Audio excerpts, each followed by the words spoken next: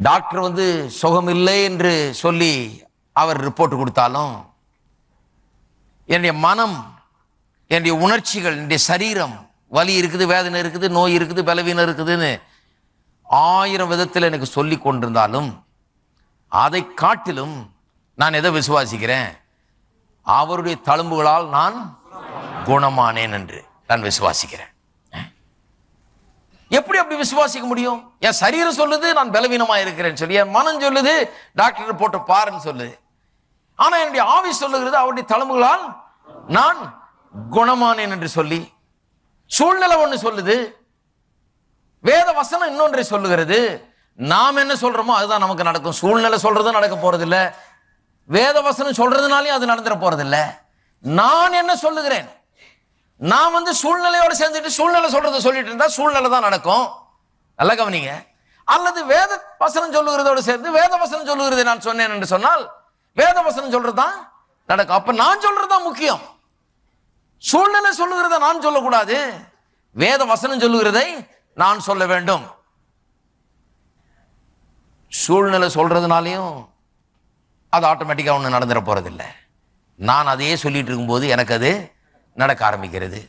வசனம் சொல்றதுனாலையும் ஆட்டோமேட்டிக்கா அது நடந்துட போறதில்லை. அதனாலதான் அத்தனை பேர் பைபிள் வச்சுட்டு இருக்கிறாங்க. இன்னைக்கு கிறிஸ்தவங்க எல்லாம் உலகத்துல எதுவுமே நடக்கிறது கிடையாது. பைபிள்லாம் பத்திரமா இருக்குது. ஆனா இவங்களுக்கு ஒன்றும் பைபிள்ல இருந்து ஏதாவது நடந்துதாங்க, ஒன்றும் நடக்கலைங்க. பைபிள் என்னதான் பண்றீங்க? அப்ப காத்து கருப்பெல்லாம் ஓடிடும்னு சொல்லி தலைமாட்டில் வச்சு தூங்குறாங்க. எனக்கு ஒருத்தர் தெரிஞ்சவர் இருக்கார். ஒரு ரூமுக்குள்ள போகும்போது பைபிள் இப்படி விட்டுக்கிட்டு இப்படி நுழைவார். ஃபர்ஸ்ட் பைபிள் போனோமா, அது பின்னாலே இவர் போறாரு.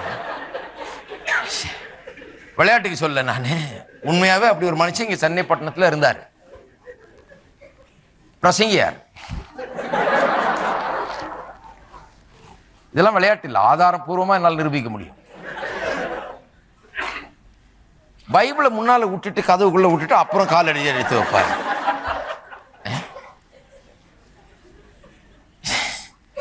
நான் சொல்லுகிறேன், பைபிள் அங்கெல்லாம் போறது இருக்கட்டும், இங்கே உள்ள பைபிள்ல இருக்கிற வார்த்தைகள், வேத வசனங்கள் எங்க போக வேண்டும்? ஆவிக்குள்ளாக போகணும். அது என்னுடைய மனதுல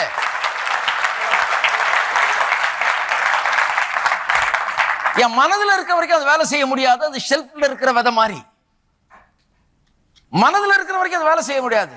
நான் மனதில் அதை வைத்துக் கொண்டு நான் பேசிட்டு இருந்தேன்னா வேலைக்கு ஆகாது. என்ன பண்ண வேண்டும்? என்னுடைய உள்ளத்துல அதை வைக்க வேண்டும். என் உள்ளத்துல நான் அதை எப்படி வைக்கிறது?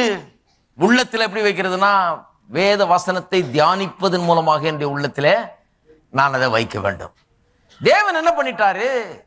இந்த விசுவாச வஸ்துவை, விசுவாசம் என்னும் காரியத்தை எங்க வைத்து விட்டார்? தேவனுடைய வார்த்தையில வைத்து விட்டார்.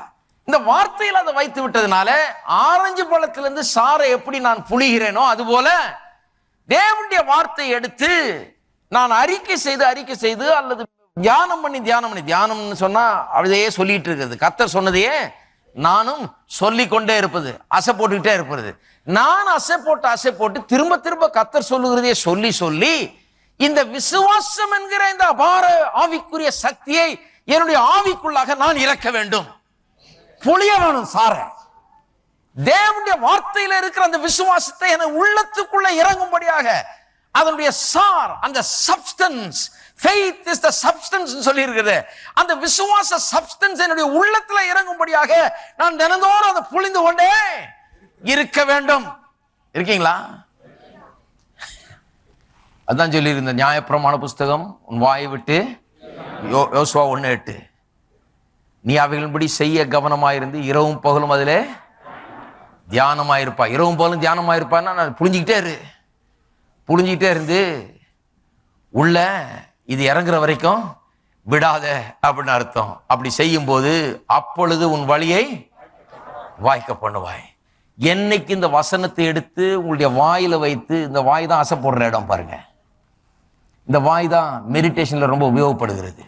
கர்த்தர் சொன்னதையே உங்களுடைய வாயில சொல்லி, மெடிடேஷன் வார்த்தைக்கு, தியானம் என்கிற வார்த்தைக்கு லிட்டரல் அர்த்தம் டு மட்டர், அப்படியே முணுமுணுத்துக்கிட்டே இருக்கிறது. கர்த்தருடைய வார்த்தையே அப்படியே முணுமுணுத்துக்கிட்டே இருக்கிறது. போகையிலும் வருகையிலும், படுக்கும்போது எந்திரிக்கும் போது, நானே உன் பரிகாரியாகிய கர்த்தர், அப்பத்தி தண்ணி ஆசீர்வதித்து வியாதியை விலக்குறேன்னு சொன்ன தேவன், கையிட்டு செய்கிற காரியம் எல்லாம் ஆசீர்வாதத்தை கட்டளையிடுவேன்னு சொல்லி இருக்கிறாரு.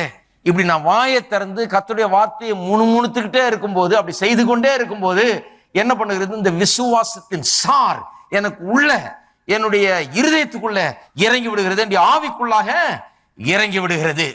என்னுடைய ஆவிக்குள்ள இறங்கின பிறகு நான் வாயை திறந்து நான் பேசும்போது நான் சொல்லுகிறது அப்படியே ஆகிறது. அதான் பார்க்கிறோம் ஆதியாகமத்தில். அங்கதான் சொல்லியிருக்கு, கர்த்தர் சொன்னார், அது அப்படியே ஆயிற்று, பிறகு அதை கண்டார். அப்ப நான் ஏன் வார்த்தைகளை பேசுகிறது இல்ல, இந்த வார்த்தைகளுக்குள்ளாக எனக்கு வேண்டிய எல்லாவற்றையும் எனக்கு உருவாக்கி தரக்கூடிய அந்த சாரை கர்த்தர் வைத்து விட்டார். அதை நான் என்னுடைய ஆவிக்குள்ளாக நான் இறக்க வேண்டும். என்னுடைய ஆவிக்குள்ளாக தினந்தோறும் அதை பொழிந்து பொழிந்து இறக்க வேண்டும். இறக்கும் போது அந்த விசுவாசத்தை உண்டாக்குகிற எல்லாம் எனக்குள்ள போய் இறங்கி விடுகிறது. இறங்கின உடனே நான் சொல்லுகிறபடியே ஆகும். நான் என்ன சொல்றேனோ அதன்படிதான் ஆகும். என் மனதை வச்சுக்கிட்டு என் அறிவின்படி இப்படியே சொல்லிட்டே இருந்தா ஒன்றும் ஆக போறது கிடையாது. அதான் நிறைய பேர் நீ சொன்னீங்க, அதே மாதிரி 4 தடவை சொன்னையா, ஒன்றும் நடக்கலையா? அப்படி இல்லை. இது சீரியஸான விஷயம். இது ஆவிக்குள்ள கர்த்தருடைய வார்த்தையில் உள்ள சாராம்சத்தை இறக்குகிற காரியம். அதனால்தான் அறிவின்படி எடுத்துட்டு போய் அது சொல்றாரு, என்னமோ மந்திரம் மாதிரி 4 தடவை ஓதுனா சரியா போயிடுமாமே அப்படின்னு. அப்படி கிடையாது. இது அறிவில் வேலை செய்யற காரியம் இல்லை. எங்க வேலை செய்யற காரியம்? உள்ளான மனுஷன்ல வேலை செய்யற காரியம். என்னுடைய உள்ளான மனுஷனில் நான் பலப்பட வேண்டும். தேவ ஆவியானவர் தேவனுடைய வசனத்தை கொண்டு என்னுடைய உள்ளான மனுஷனை பலப்படுத்த வேண்டும். உள்ளான மனுஷன்ல இது இறங்க வேண்டும். இறங்கும் போது அப்புறம் நான் சொல்லும் போது அப்படியே நடக்கும். எப்ப எனக்கு தெரியும் இந்த வார்த்தை என்னுடைய ஆவிக்குள்ள போயிடுச்சு, இப்போ விசுவாசம் செயல்பட காரியங்களை மாற்ற எனக்கு வல்லமை இருக்கிறது, ஏன்னா எனக்கு ஒரு ஆவிக்குள்ள விசுவாசம் போயிடுச்சுன்றது எப்ப எனக்கு தெரியும்? எப்ப எனக்கு தெரியும்னு சொன்னா, இந்த நான் காண்கிற எல்லா சூழ்நிலையை காட்டிலும் தேவனுடைய வார்த்தை சொல்லுகிறது தான் பெருசுன்னு நான் அப்ப நினைக்க ஆரம்பிச்சிருவேன். வார்த்தை மனதில் இருக்க ஆளுங்களை பார்த்தீங்கன்னா சூழ்நிலைகளால அவர்கள் அலக்களிக்கப்படுகிறார்கள். வார்த்தை வெறும் மனதளவில் இருக்கும்போது, அறிவளவில் இருக்கும்போது சூழ்நிலையை பார்த்து பார்த்து அங்கலாய்க்கிறார்கள். சூழ்நிலைகள் அவர்களுக்கு பெருசா தெரியுது. வசனத்தை சொல்லுகிறத பார்க்கறதுக்கு ரொம்ப கஷ்டப்பட்டு கொண்டிருக்கிறார்கள். ஆனா இந்த வசனத்தை சொல்லி சொல்லி சொல்லி தியானம் பண்ணி தியானம் பண்ணி தியானம் பண்ணி வாயை விட்டு பிரியாமல் அதை போட்டு போட்டு திரும்ப சொல்லி சொல்லி சொல்லி இரவும் பகலும் அதில் தியானமா இருந்து அதை செய்ய கவனமா இருக்கும் போது என்ன ஆகிறது? உள்ள போய் இறங்கிடுது. உள்ள போய் இறங்கிச்சுன்னு எப்படி எனக்கு தெரியும்?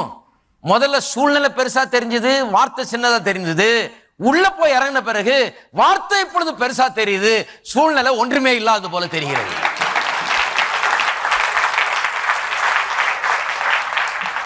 உள்ள போயிடுச்சுன்னு தெரியும். எப்ப தெரியும்? என்னுடைய சூழ்நிலையை நான் ஒன்றுமில்லை என்று நினைக்கிறேன், அப்ப எனக்கு உள்ள போயிடுச்சு என்று அர்த்தமாகிறது. இருக்கீங்களா? அப்ப விசுவாசம் செயல்படுறதுன்னா எப்படின்னு சொல்லி பார்த்து கொண்டிருக்கிறோம். விசுவாசம் இப்படிதான் செயல்படுகிறது. இருதயத்துக்குள்ளே கர்த்தருடைய வார்த்தை செல்ல வேண்டும். ஏன்னா விசுவாசத்துக்கு வேண்டிய எல்லாத்தையும் வார்த்தைக்குள்ள கர்த்தர் வைத்து விட்டார். கர்த்தர் வார்த்தைக்குள்ள வைத்திருந்ததுனால இந்த வார்த்தையை எடுத்து உள்ளத்துல வைக்க வேண்டும்.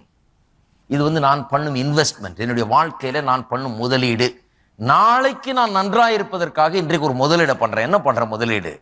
இந்த வார்த்தைகள், நியாயப்பிரமாணத்தின் வார்த்தைகள் இந்த வாயை விட்டு பிரியாமல் இருக்கிற ஒரு வேலையை நான் செய்து கொண்டிருக்கிறேன். ஒரு இன்வெஸ்ட்மெண்ட், ஒரு டைம் இன்வெஸ்ட்மெண்ட், ஒரு குவாலிட்டி இன்வெஸ்ட்மெண்ட், ஒரு தரமான ஒரு முதலீடு.